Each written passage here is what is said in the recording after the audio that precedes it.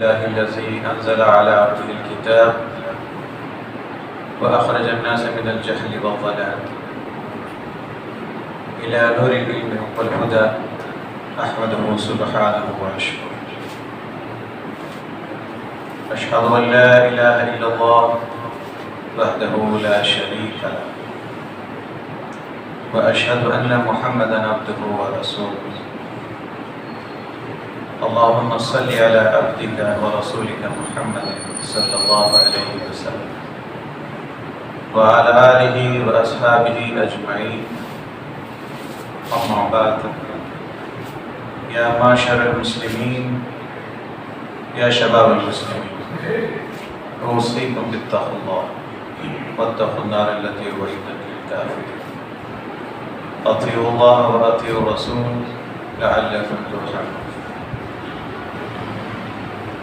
فإن خير حديث كتاب الله وخير الهدي هدي محمد صلى الله عليه وسلم وشر الأمور محدثاتها وكل محدثة بدعة وكل بدعة ضلالة وكل ضلالة في النار.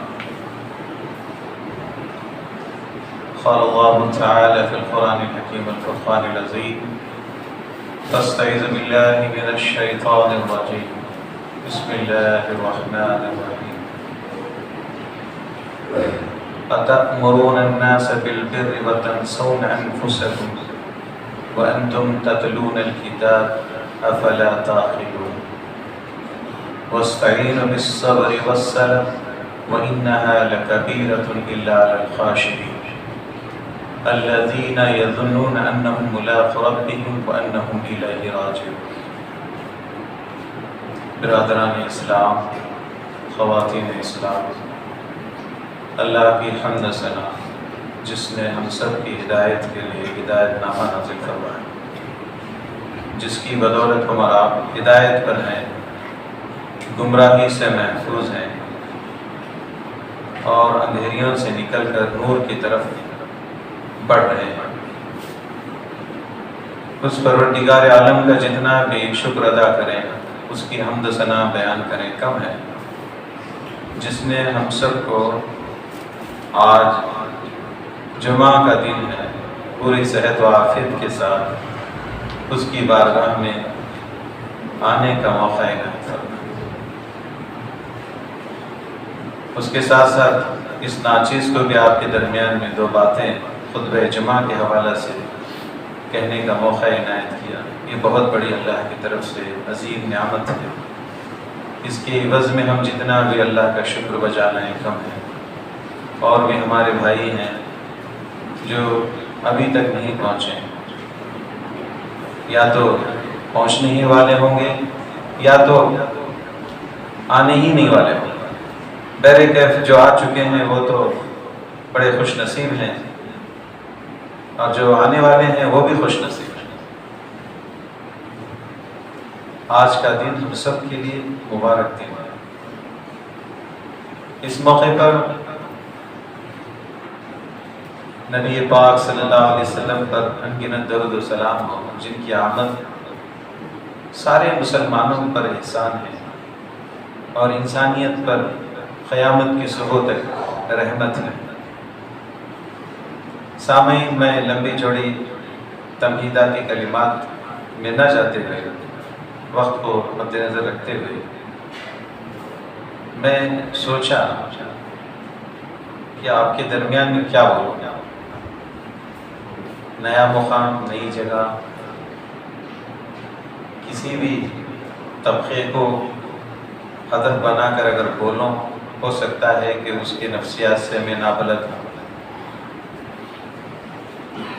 کسی اور ایک طبقے کے متعلق اگر کہوں، کسی ایک اور موضوع پر کہوں، کیونکہ جب تک حالات کا علم نہ ہو، مقامی سطح پر نفسیاتی پہلو سے ہمیں کوئی اطلاع نہ ہو، کوئی بات کہنا میں سمجھتا ہوں آج کے دور میں دانش مندی نہیں ہے۔ اس لیے میں اس آیت کو موضوع سخن بنایا۔ سورہ بقرہ کی ہے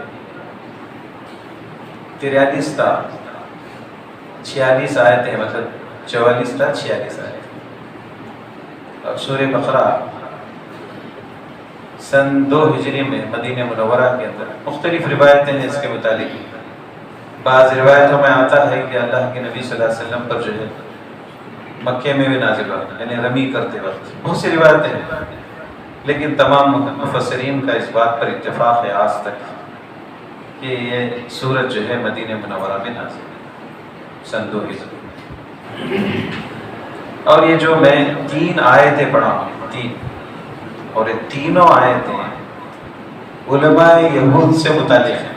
علماء یہود، کیونکہ اکثر کیا ہوتا ہے عوام پر ہم تنقید کرتے ہیں. میں اس کو اس لیے آپ کے درمیان میں آیتوں کی تلاوت کی کہ ہمارے حوالے سے یہ سب کے لیے باتیں ہیں، صرف علماء ہی کے لیے نہیں. لیکن یہ آیت کا جو نزول ہوا مدینہ منورہ کے اندر، جب آپ صلی اللہ علیہ وسلم پہنچے، اپنی کتاب یہودیوں کی توریت کے حوالے سے ان کے علماء جانتے تھے کہ اللہ کے نبی صلی اللہ علیہ وسلم سچے رسول ہیں، آپ پر جو کتاب کا نزول ہو رہا ہے وہ بھی سچی ہے، آپ کے جو بھی کردار ہیں، اوصاف ہیں توریت کے حوالے سے وہ بھی صحیح ہیں. سب جانتے تھے. بعض مورخین نے یہ بھی ذکر کیا ہے کہ آپ کی آمد سے قبل ہی آپ کی تصویر بنا لیا تھا یہودی کے جو مصور تھے، انہوں نے تصویر بھی بنا لی تھی آپ کی کہ ہو بہو اس شکل کے ہوں گے، ایسے آپ کی جسامت ہوگی، ایسے آنکھ ہوں گے، ایسے گال ہوں گے، ایسے ہونٹ ہوں گے، ایسی آپ کی جو ہے فزیکلی مومنٹ ہوں گی، ہو بہو آپ کی تصویر بھی بنا لیا تھا. ایسا ذکر ملتا ہے. لیکن تصدیق کے لیے توریت ہی کافی ہے، انجیل کافی ہے. یہ زائد دلائل ہیں، اس کے اوپر ہمیں جانا نہیں ہے.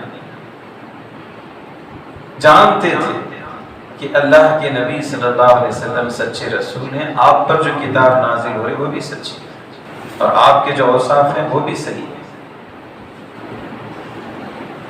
یہ آیت کے نزول ہونے کے اسباب پر ہم غور کریں گے تو بات ہمیں واضح طور پر سمجھ میں آ جائے گی. سبب کیا ہے اس آیت کے نزول ہونے کا؟ سبب کیا ہے، کارن کیا، ریزن کیا؟ یہودیوں میں سے بعض ان کے گھرانے میں جو لوگ تھے یہودی، اللہ کے نبی صلی اللہ علیہ وسلم پر ایمان لے آئے اور آپ کی تمام باتوں پر عمل بھی کرنے لگے اور کتاب پر بھی ایمان لائے. جب وہ ان سے پوچھتے تھے تو وہ کہتے تھے بالکل صحیح ہے، آپ ایمان لائے ہیں، اس پر باقی رہیے اور نبی پاک صلی اللہ علیہ وسلم کی اتباع کیجیے. کون کہتے تھے؟ یہودی علماء.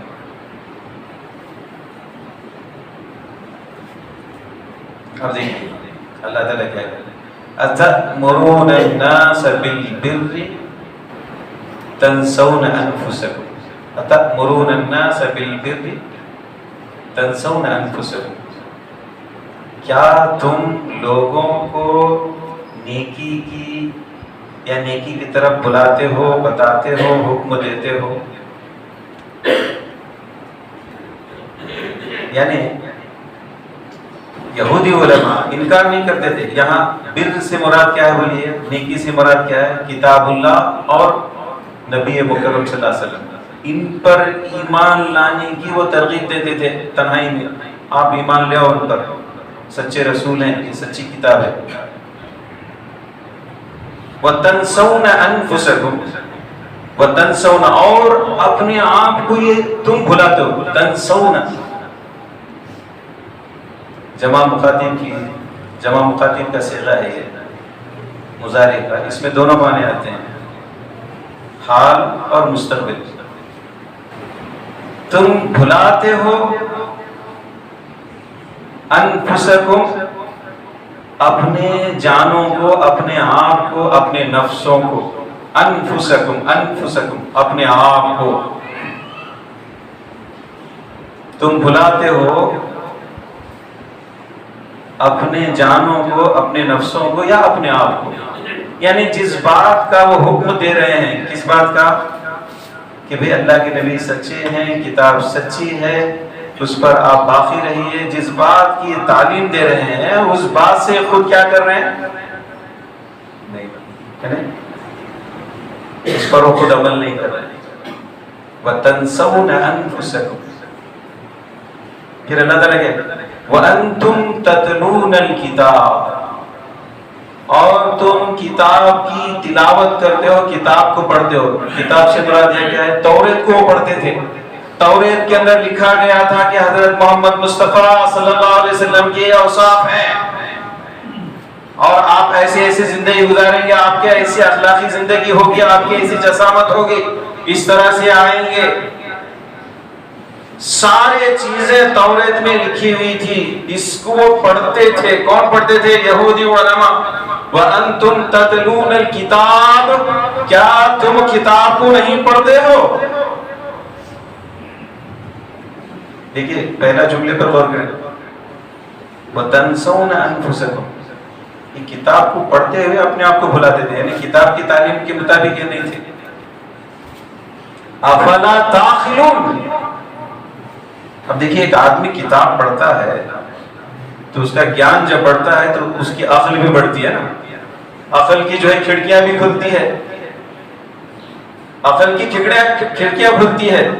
تو اللہ تعالیٰ یہی کہہ رہا ہے کہ تم کتاب پڑھ رہے ہو، کیا ہو گیا؟ تمہاری عقل ماری گئی ہے. افلا تعقلون، تمہیں سمجھ میں نہیں آ رہا.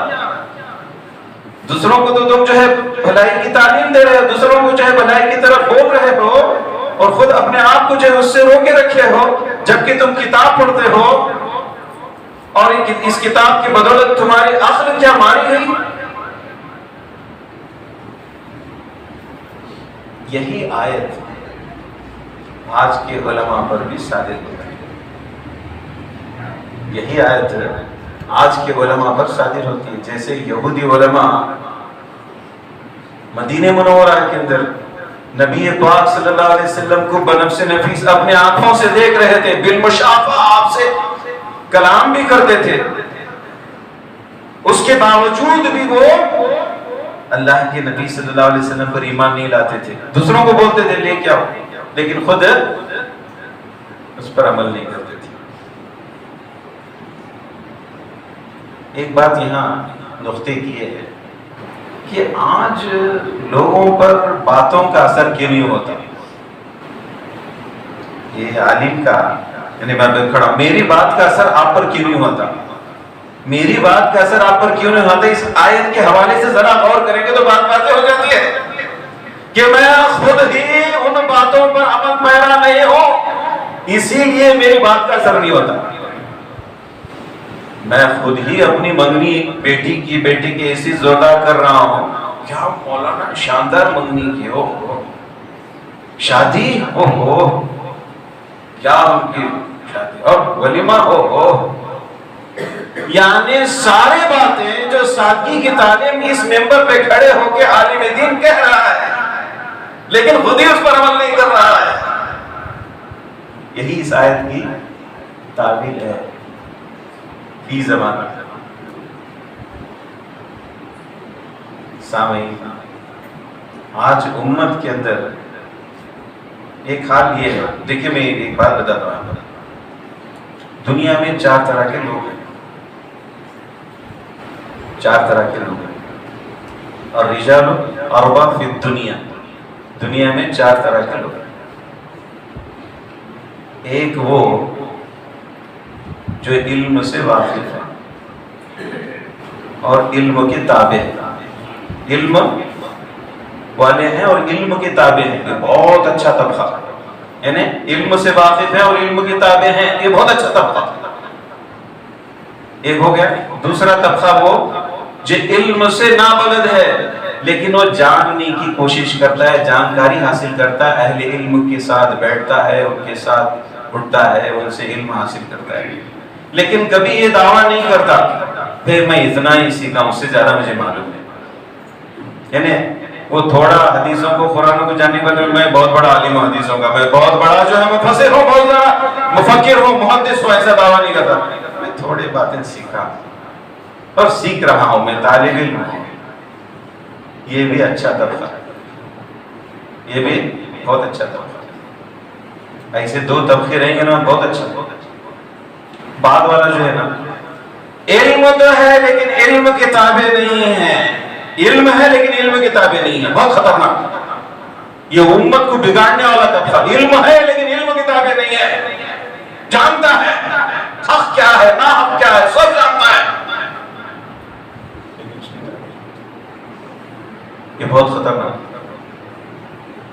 اور چوتھا، جانتا کچھ بھی نہیں اور سیکھتا بھی نہیں، مجھے بہت آتا ہے، میں بہت پڑھا ہوں، میرے پاس بہت ہے علم۔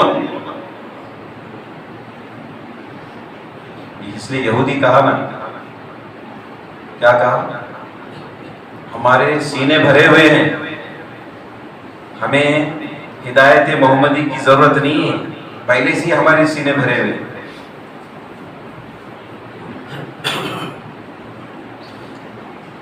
یہ جو دو طبقے بات کے، یہ زیادہ ہیں آج کے دور میں، زیادہ ہے، اس وجہ سے معاشرے کے اندر بگاڑ ہے۔ اسی لیے اس آیت کے زمرے میں ہم آج کے دور کے حالات کا اگر جائزہ لیں تو یہ زیادہ ہمارے معاشرے کے اندر دکھتا ہے۔ میں یہ نہیں کہتا ہے کہ آپ سب ہیں، لیکن جائزہ لیں تو یہ بات واضح ہوتی ہے۔ پھر وَتَنْسَوْنَ أَنفُسَكُمْ وَأَنْتُمْ تَتْلُونَ الْكِتَابَ أَفَلَا تَعْقِلُونَ، یہ ایک آیت ہوگی مکمل، اس میں ایک بات آگے آپ کے سامنے۔ وَاسْتَعِينُوا بِالصَّبْرِ وَالصَّلَاةِ، یہ دوسری بات ہے، دوسری آیت میں دوسری بات ہے، یعنی ان تینوں آیتوں سے تین موضوع بن سکتے ہیں، لیکن میں ان تین آیتوں کے ذریعے سے کچھ بولنا چاہتا ہوں، اگر وقت ملا تو تفصیل سے دو باتیں بول دوں گا۔ وَاسْتَعِينُوا بِالصَّبْرِ وَالصَّلَاةِ وَإِنَّهَا لَكَبِيرَةٌ إِلَّا عَلَى الْخَاشِعِينَ، یہ ایک آیت ہوگی۔ وَاسْتَعِينُوا بِالصَّبْرِ وَالصَّلَاةِ، مدد حاصل کرو نماز اور صبر کے ذریعے۔ یہ یہودیوں کو، کیونکہ نیکی پر اگر چلتا آدمی تو وہاں سارے مشکلات کا اس کو سامنا کرنا پڑتا ہے۔ صبر ایک ایسی دولت ہے جو انسان کی روح کو تقویت دیتی ہے، عقل کو تقویت دیتی ہے، جسم کو تقویت دیتی ہے۔ اس لیے صبر جو ہے نا، صبر اس کے لیے بہت سے تفصیلات ہیں، میں یہاں تین ہی باتیں رکھوں گا۔ صبر جو ہے تین باتوں میں آئے تو انشاءاللہ العزیز وہ صبر جو ہے واقعی میں صبر ہے۔ ایک وہ جو کسی مصیبت آن پڑنے پر اس وقت صبر کر لے، جیسے اس کے حوالے سے ایک معروف واقعہ آپ نے سنا بھی ہوگا، پھر ایک مرتبہ میں سنا دوں۔ ایک صحابیہ رسول صلی اللہ علیہ وسلم قبر پہ بیٹھ کے رو رہی تھی، اللہ کے نبی صلی اللہ علیہ وسلم نے کہا صبر کر، ڈر اللہ سے۔ تو اس نے کیا کہ جا جا، مجھ پر جو گزری ہے تجھے کیا معلوم ہے، ایسا اس طرح سے کہا۔ اللہ کے نبی اس کو کہا ڈر اللہ سے، صبر کر، تو اس نے کہا جا جا، مجھ پر جو گزری ہے وہ تجھے کیا معلوم ہے۔ پھر لوگوں نے اس سے کہا کہ تو جانتی ہے کون ہے؟ لوگوں نے بتایا کہ رسول اکرم صلی اللہ علیہ وسلم۔ ان کے پیچھے پیچھے جا کر کہتی میں ابھی صبر کروں گا، صبر کروں گا۔ اللہ نے کہا کہ جس وقت تجھے کہا تھا اگر اسی وقت کر لیتے تو اس کا اجر ملتا ہے۔ یعنی واقعہ صادر ہوتے ہی اگر اس پر صبر کر لیا آدمی، یعنی کوئی چیز گم گئی، ٹوٹ گئی، مر گئی، ضائع ہو گئی، اس پر صبر کر لیا، انا للہ و انا الیہ راجعون پڑھ لیا، تو اس کو تقویت ملتی ہے، غم کا بوجھ ہلکا ہو جاتا ہے، دماغ کو، دل کو تسلی مل جاتی ہے۔ اس لیے صبر ایک بہت بڑی روحانی دولت ہے۔ اس کے بعد نماز۔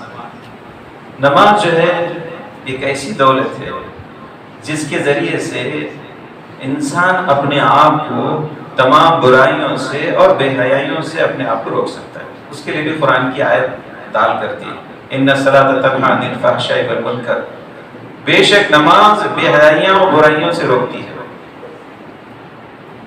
نماز اصلاح حال کے لیے اتنی عظیم عبادت ہے، اتنا بہترین نسخہ ہے کہ اگر اس کو اپنا لیں تو یقیناً مسلمان ایک بہترین بااخلاق زندگی گزارنے والے بن جائیں گے، ایک بہترین اعلیٰ معاشرہ بن جائے گا۔ لیکن آج مسلمانوں کا نماز سے کیا تعلق ہے، اس کا خود اپنے تعین سے جائزہ لے تو یہ بات واضح ہو جائے گی۔ تو پھر وہاں یہ سارے امراض ہیں، نوجوانوں کے اندر برائیاں کیوں، نوجوانوں کے اندر بے حیائیاں کیوں، چاہے وہ مذکر ہو چاہے مؤنث ہو، چاہے اس میں ادھیڑ عمر ہو چاہے ادھیڑ عمر کی مذکر ہو یا ادھیڑ عمر کی مؤنث ہو، یا بوڑھا مذکر ہو یا بوڑھی مؤنث ہو، سب کے اندر برائیاں اور بے حیائیاں کیوں ہیں؟ تو ایک سبب یہ واضح ہوتا ہے کہ اللہ سے تعلق نہیں ہے۔ آج ہمارے معاشرے کے اندر ڈپریشن، غصہ، اتالا پن، یہ سب کیوں ہے؟ تو صبر نہیں ہے۔ اس لیے دیکھیے اس آیت پر غور کریں گے تو بات واضح ہو جاتی ہے۔ اللہ تعالیٰ کیا کہتا ہے، دیکھیے بہت پیاری بات کہا اللہ تعالیٰ، وَاسْتَعِينُوا بِالصَّبْرِ وَالصَّلَاةِ وَإِنَّهَا لَكَبِيرَةٌ إِلَّا عَلَى الْخَاشِعِينَ، وَإِنَّهَا ان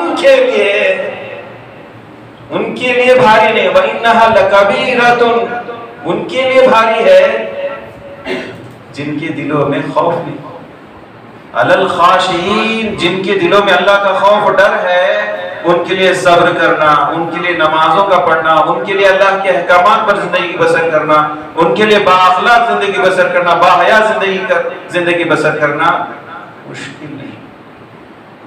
وَإِنَّهَا لَكَبِيرَةٌ إِلَّا عَلَى الْخَاشِعِينَ، یہ دوسرا حصہ ہو گیا۔ الَّذِينَ يَظُنُّونَ أَنَّهُمْ مُلَاقُو رَبِّهِمْ وَأَنَّهُمْ إِلَيْهِ رَاجِعُونَ۔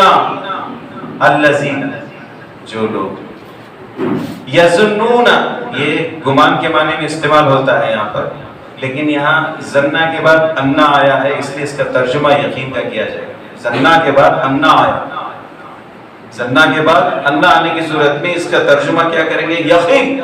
الذین یظنون انہم ملاقو ربہم وانہم الیہ راجعون، ان لوگوں کے لیے اللہ کی عبادت کرنا مشکل نہیں جو یقین رکھتے ہیں اللہ سے ملاقات کرنے کا، جن کو اللہ سے ملاقات کرنے کا یقین ہے، ان کے لیے اللہ کے احکامات پر زندگی بسر کرنا، باحیا زندگی بسر کرنا، بااخلاق زندگی بسر کرنا، عبادت کو اپنی زندگی میں پابندی کے ساتھ گزارنا، ذکر اذکار کے ساتھ اپنی زندگی گزارنا، ہر برائی سے اپنے آپ کو بچا کر نیکی کی طرف اپنی زندگی لے جانا، ان کے لیے بہت ہی آسان ہے، اس لیے کہ ان کے دل و دماغ میں بات بیٹھ گئی ہے کہ ہمیں اللہ سے ملنا ہے۔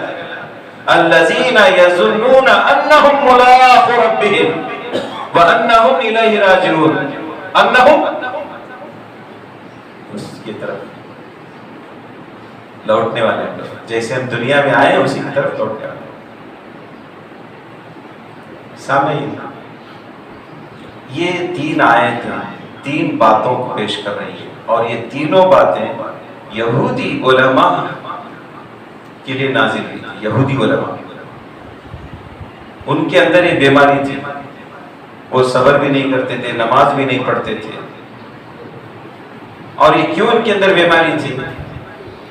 کہ وہ اللہ سے بالکل نڈر ہو گئے تھے، یعنی ان کو اس بات کا احساس ہی نہیں تھا کہ ہمیں اللہ سے ملنا ہے اور اس کی طرف لوٹنا ہے، اور ان کے دل میں اللہ کا خوف نہیں تھا، اسی لیے وہ تمام برائیوں سے دوچار تھے، تمام بے حیائیوں سے وہ دوچار تھے،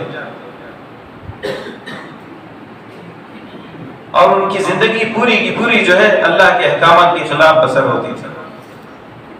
آج اس یعنی تینوں آیتوں کی روشنی میں ہم غور و فکر کریں تو یہ بات واضح ہوتی ہے کہ ہم دعوت تو دے رہے ہیں ایک دوسرے کو، لیکن وہی بات ہمارے اندر کیوں نہیں؟ ہم ایک دوسرے کو احساس بھی دلاتے ہیں لیکن نمازوں کی پابندی کیوں نہیں؟ ہم ایک دوسرے کو جو ہے حیا کا احساس دلاتے ہیں لیکن ہمارے اندر حیاداری کیوں نہیں؟ ایک سوال۔ ہم ایک دوسرے کو جو برائی کا احساس دلاتے ہیں، ہم اپنی زندگی کو برائی سے کیوں نہیں بچاتے؟ دیکھیے یہ صاف سیدھی بات ہے، اللہ کے رسول صلی اللہ علیہ وسلم، دیکھیے میں ایک حدیث بات پیش کر کے اپنی بات ختم کر دوں گا۔ اللہ کے رسول صلی اللہ علیہ وسلم سے یہ حدیث اس طرح سے عن ابی ہریرہ رضی اللہ تعالی قال، حضرت ابو ہریرہ رضی اللہ تعالی عنہ سے کہا، حضرت ابو ہریرہ رضی اللہ تعالی عنہ نے سئل رسول اللہ صلی اللہ علیہ وسلم، رسول اکرم صلی اللہ علیہ وسلم سے سوال کیا گیا، ان اکثر ما یدخل الناس الجنہ، حضرت محمد مصطفیٰ صلی اللہ علیہ وسلم سے سوال کیا۔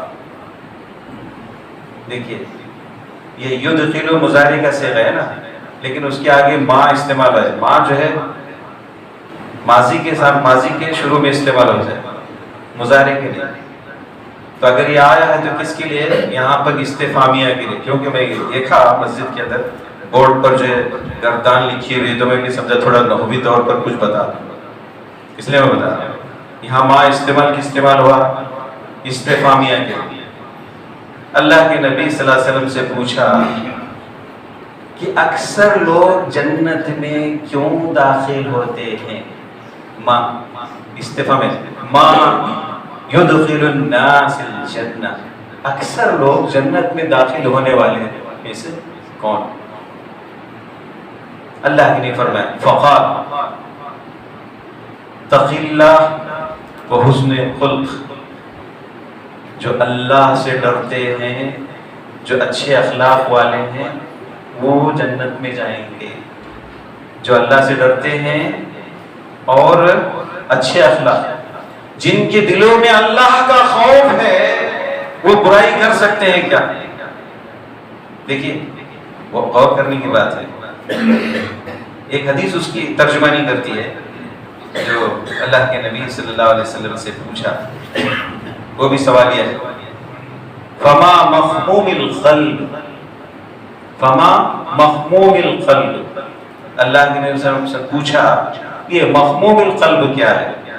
اللہ نے فرمایا قال هو التقی النقی، کہا اللہ کے نبی صلی اللہ علیہ وسلم وہ دل جس کے اندر اللہ کا خوف ہو، جس کا دل صاف ہو، لا اسم فیہ، اس کے دل میں گناہ نہ ہو، ولا بغی، اور اس کے دل میں کیا نہ ہو؟ بغاوت،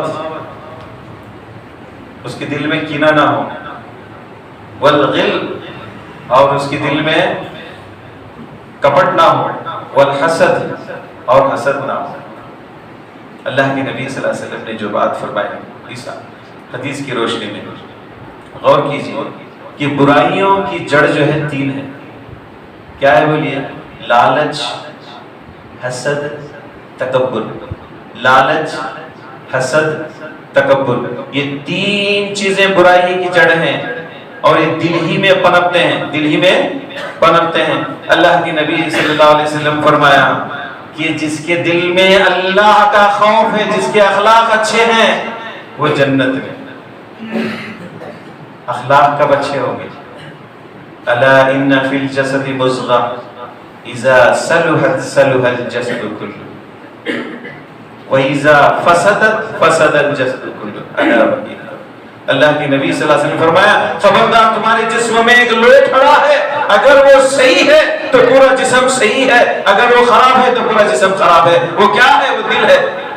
دل کے اندر اللہ کا خوف ہے تو نوجوان راستے میں چلتے ہوئے کسی لڑکی کو جو ہے اپنے نظر کو گھورتے ہوئے نہیں دیکھے گا، اگر اتفاق سے اگر اس کی نظر پڑ بھی گئی تو لاہور پڑک کر کے اپنے نظر کو نیچے کر لے گا، کیونکہ پہلی نظر معاف ہے اور دوسری نظر شیطان کی تیر ہے۔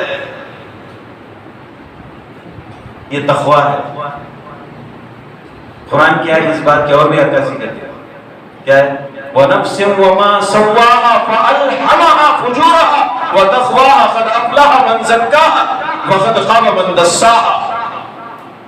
اللہ کے نبی اللہ نے فرمایا قرآن کریم میں، ہم نے نفس کو حمار بنا دیا ہے اور اس کے اندر دو چیزیں ڈالا ہے، تقویٰ اور شرارت۔ جس نے شرارت کو دبایا قَدْ أَفْلَحَ مَنْ زَكَّاهَا، اپنی شرارت کو، اپنی نفسانی خواہشات کو جس نے دبا دیا وہ کامیاب۔ اس لیے ایک نوجوان راستے پہ چل رہا ہے تو اپنی نظر کو نیچے کرتے ہوئے چلے گا۔ بنا ضرورت کوئی عورت کوئی لڑکی گھر سے نہیں نکلے گی. اگر ضرورت آن پڑنے پر اپنے محرم کے ساتھ یعنی تو اپنے باپ کے ساتھ, بیٹے کے ساتھ یا اپنے بھائی کے ساتھ نکلے گی. اور برقع کیسا ہوگا؟ ڈھیلا ڈھالا, فیشنیبل نہیں. یدنین علیہن من جلابیبہن. پردہ کیسا ہو؟ آج کے جیسا برقع نہیں ہے میرے عزیز دوستو, اتنا چست کہ اعضائے عزیزہ, اعضائے نفسیہ, اعضائے جنسیہ واضح ہو کر نظر آتے ہیں. ایسا برقع نہیں ہے جو فیشنیبل. آج ہمارے لڑکیاں, ہمارے عورتیں ایسے برقع پہن کے پھر رہی ہیں, شر پھیل رہا ہے اسے, شر, خیر نہیں ہے, خیر نہیں ہے. چہرے پر پوری طرح سے یدنین علیہن, چہرے اوپر سی طرح ہے. کیسا برقع پہن اتنا؟ اور آپ برقعے کے دکان میں جائیں گے تو کون سا چاہیے آپ کو؟ فیشنیبل چاہیے کیا کامن چاہیے؟ سامعین, حیا چاہے نوجوان لڑکے کے اندر ہو چاہے لڑکی کے اندر, کب پیدا ہوگی؟ جب اس کے دل میں اللہ کا خوف ہوگا, اللہ کا ڈر ہوگا. اللہ کا ڈر ہی نہیں, اللہ کا خوف ہی نہیں, تو کیسے حیا دار ہے؟ نوجوانوں کے اندر اخلاق کب آئیں گے؟ اچھی گفتگو, اچھا کردار, اچھا ماحول کب پیدا ہوگا؟ جب اس کے دل میں اللہ کا خوف ہوگا, اللہ کا ڈر ہوگا. ماں باپ سے محبت سے بات کرے گا, ان کے سامنے اف نہیں کہے گا, ان کے ہر بات کا خیال رکھے گا, بڑوں کا لحاظ رکھے گا, اپنی طاقت کا استعمال بزرگوں کے مشورے پر کرے گا. اب آج کل کے نوجوان جو ہے سب کیا سمجھتے ہیں؟ سبھی ہر کوئی رستم خان ہے, اور نتیجہ کیا نکلتا ہے؟ اللہ رحم کرے. آج تو نوجوانوں کے اندر طبقہ زیادہ ہو گئے پھونکنے اور تھوکنے والے کا. کہاں دیکھو سڑکوں میں جو پھونکتے رہتے ہیں اور تھوکتے رہتے ہیں. اور ایسے نوجوان کہ وہ بوڑھے ہی نہیں ہوتے, بوڑھے ہی نہیں ہوتے. یہ پھونکنے اور تھوکنے کی وجہ سے بوڑھے ہی نہیں ہوتے, ہو جوانی بھی ختم ہو جاتی ہے, اور اتنے کھوکھلے رہتے ہیں میرے دوستو. بہت ساری باتیں اس زمرے میں عرض کی جا سکتی ہے. پھر اللہ کے نبی کی بات آخر میں کر دوں گا حدیث پوری. پھر اللہ کے نبی صلی اللہ علیہ وسلم سے سوال کرتے ہیں, وَسُئِلَ عَنْ أَكْثَرِ مَا يُدْخِلُ النَّاسِ النَّارَ. اور اکثر لوگ جہنم میں کیوں داخل ہوتے ہیں, کون داخل ہوتے ہیں؟ اللہ نے فرمایا فَقَالَ الْفَمُ وَالْفَرْجُ. یہ زبان اور شرمگاہ کی وجہ سے جہنم میں جاتے ہیں. یہ زبان اور شرمگاہ کی وجہ سے جہنم میں. یہ زبان جو ہے بڑی خطرناک ہے. صبح ہوتی ہے زبان سے سارے اعضاء بولتے ہیں ذرا سنبھل کر بول. تیری وجہ سے ہمیں بہت سارے مشکلات کا سامنا کرنا پڑتا ہے. زبان صبح ہو, یہ سارے اعضاء زبان سے التجا کرتے ہیں.